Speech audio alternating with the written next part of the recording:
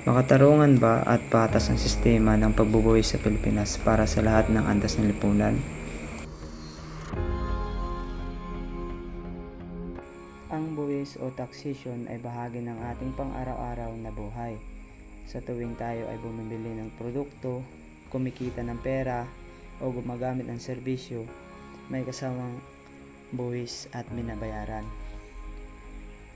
Mahalaga na taxation dahil ito ang pangunahing pinagkukunan ng pundo ng pamahalaan para sa proyekto at serbisyong pampubliko tulad ng mga kalsada, paaralan, ospital at iba pang programa para sa mamamayan.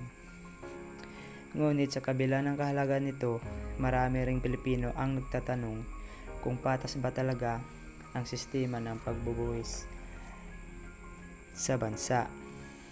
May ilan naniniwala malaking tulong ito sa pag-unlad ng ekonomiya, habang ang iba naman ay nagsasabing mas mabigat na epekto nito sa ordinaryong mamamayan. Sa video na ito ay ating sasagutin ang tanong na makatarungan ba at patas ang sistema ng pagbubuwis sa Pilipinas para sa lahat ng antas ng lipunan.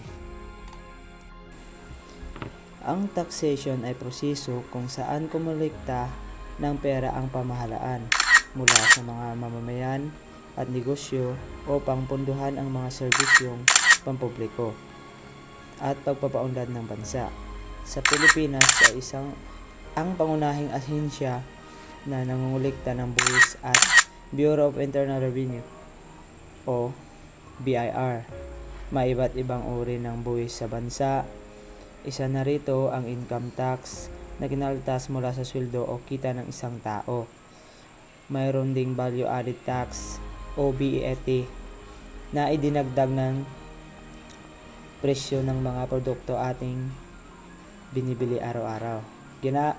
Ginagamit ng pamahalaan ang mga nakolektang buwis upang punduhan ang mga pampublikong paaralan, ospital, kalsada, transportasyon at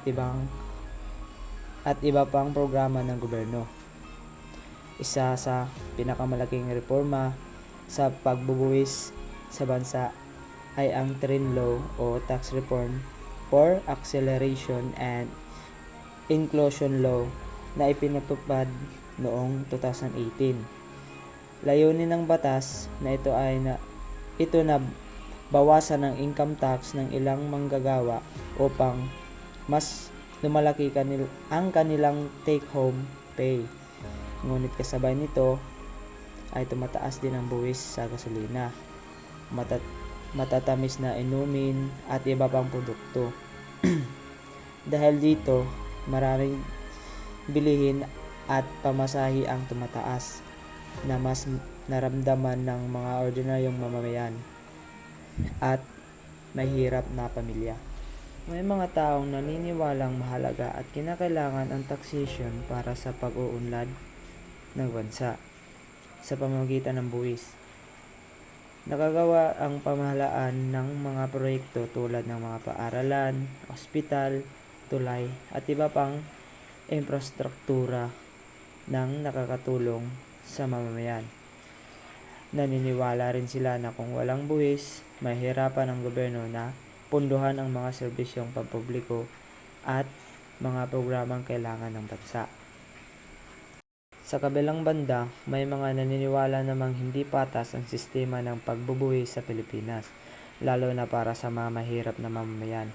Dahil ang BEAT ay kasama sa presyo ng maraming pangunahing bilihin, mas malaking bahagi ng kita ng mahihirap ang napupunta sa pagbabayad ng buwis kumpara sa mayamang tao. Bukod dito, may ilan ding nawawalan ng tiwala sa sistema dahil sa mga issue ng korupsyon at maling paggamit ng pundo ng bayan. Para sa iba, sa halip na makatulong, lalo lamang nadaragdagan ang hirap ng ordinaryong mamamayan dahil sa pagtaas ng presyo ng mga bilihin at serbisyo. Sa kabuuan, ang taxation ay mahalagang bahagi ng lipunan dahil ito ang tumutulong sa pagpapatakbo ng pamahalaan at pagpapaunlad ng bansa. Ngunit hanggang ngayon, patuloy pa ring pinag-uusapan kung tunay bang patas ang sistema ng pagbubuwis para sa lahat ng mamamayan, lalo na para sa mga ordinaryong Pilipino. Mahalagang maunawaan ng bawat isa kung paano naapektuhan ang taxation ang ating pang-araw-araw na buhay upang maging mas responsible at mulat tayong mamamayan. Maraming salamat sa panunood.